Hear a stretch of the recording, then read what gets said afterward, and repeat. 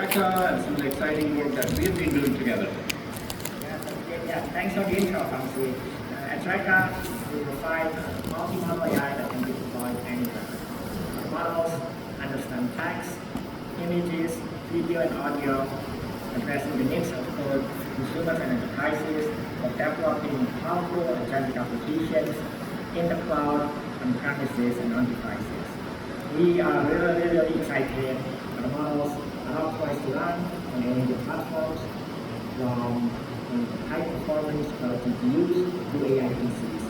That's awesome, Danny. Thanks. It's an exciting vision.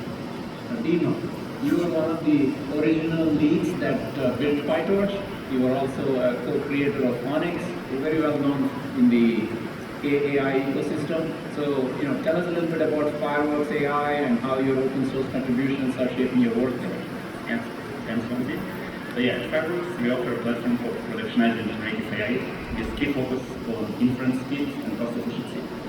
So we help companies ranging from startups such as Coursera to enterprises like Uber and DoorDash to basically productionize the latest and greatest open source models across text, image, video, and other methods. And actually, I'm particularly excited to be here today because open source is at the center of Rock and Stack. And as PyTorch maintainer, I actually worked with AMD over the last 5-6 years to make Rock'n the first-class citizen and first-class backend for PyTorch and optimize multiple layers in the stack for it. And actually, this foundation helped us at Fireworks when we started working inference stack development. And of course, this year we worked very closely with AMD to achieve the best in industry performance and leverage all the global capabilities of MI300. That's great, Dima. It's been great partnering with you in the open source over the years and now at Fireworks. Let's go to Ashish next. Ashish, you're well known to all of us. You co-invented transformers that led to the generative AI revolution here. Tell us a little bit about how Essential is planning to change the world of AI models and some of the work we have been doing together on MI300X. Absolutely, and Vamsi, Essential, we believe that in the future there should be no obstacles to knowledge work. If you're an analyst or you're a scientist, if you want to do manual work in a computer or complex research, we want to build products that you can go to that help you get unstuck. If you're under time pressure, if you're curious, to help you make progress, get answers, and do your work much better, right? And today we're relentlessly focused on building a tool for financial research. We're building a financial analyst that anybody can actually use to do their research in finance. It's day zero for knowledge work, and we're actually incredibly excited to build together with AMD with the MI300X, and also the advancements that you made on ROCm and Beacon, and also the entire training stack with Jackson. We're a full stack company, so pre-training to post-training to model alignment. We're incredibly excited to work together with this. That's awesome, Ashish. It's been great to partner with you on your training vision. Let's go to Amit.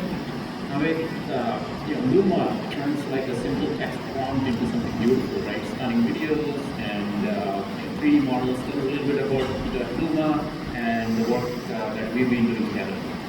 Thanks for having me here.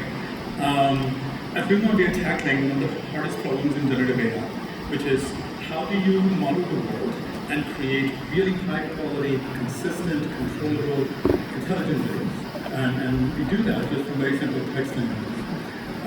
We have this platform called Dream Machine, and we've seen a great deal of traction from various industries like advertising, education, entertainment, but also we believe this has huge potential to change how people communicate and share their ideas with the world. Video is the medium through which most information travels in the world today, and we think we can actually bring a whole level of democratization to that just doesn't exist right now. And yeah, we are very excited to push the boundaries of this very critical but also difficult AI research and other platforms that the powerful GPUs that AMD has. It's great. It's been wonderful partnering with you. So, Danny, let's just go to you. It's been great to watch your models come to life on MI300X. Can you talk a little bit about your efforts and how was it getting on your stack and what are you seeing? Yeah, thanks. We mounted our models to the MI300X. Even AI workstations in just a few days, including the cloud application stack.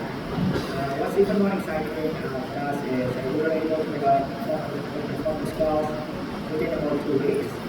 ROCm's open source platform really allow us to fast with seamless integration, adaptation and to use to the AI workstations. It's been great. Awesome. It's been great to watch you guys, bring all these models to life so quickly. It's been absolute pleasure. Deepak, can you talk a little bit about your experience? You serve pretty large models. How has it been on MIT Linux and how you're seeing performance this year? And so actually, I mean, frankly speaking, I was a great more inference than this ROCm. We were pleasantly surprised how easy it was. And since this success, we're able to offer Fireworks Inference API running on AMD platforms hosted by Oracle Clouds on the day when the Llama 3.1 was released. Yeah, that was amazing. Yeah. And actually, I mean, all of this is thanks to Australian capabilities of AMD GPUs, and particularly their leadership in HBM capacity in memories. When you serve large language models, that comes very handy. For example, if you're trying to serve Llama 4.5D in original position, just 4.6 window, allows you to still stay on a single server and simplify complexity quite a bit. And of course, pair this Fireworks Inference engine, and the GPUs can really demonstrate competitive performance compared to other GPUs and other accelerators. And overall, like this basically allows to do really efficient deployment of large-scale AI models in real-world production with high speeds and lower costs. That's awesome. This is exactly what our engineers dreamed of when they built MIT 100X. Ashish, it's been super exciting to watch your team train on MIT 100X. Can you share a little bit about how this scaling is going and your experience with ROCm? Actually, I want to start by thanking the entire engineering team at AMD. It's been phenomenal. The advancement in such a short time has been absolutely incredible, right? So very excited. I wanted to start by saying thanks, and it's been wonderful to partner, and we're seeing sort of per device best-in-class performance. The linear scaling characteristics are extremely exciting to scale to our large training workloads, and of course, and advancements all through the ROCm, the training stack, and the blessing of being able to continue to use JAX has been painless. That experience has been painless. So and just seeing how much has been done in such a short time, I think we're gonna do something incredible together. That's awesome, Ashish. When you say linear scaling, it's like music to our ears. So to ours as well, and the team at the same time. So, Amit, you've been, deploying models. Would love to get your experience, perspective on how it has been getting onto ROCm as well. Yeah. The kind of models we're training, they're very challenging models and don't look like an LLMs. But yeah, we've been impressed with how quickly we were able to bring, or at least get them all running on the ROCm stack and on MIT 100X GPUs.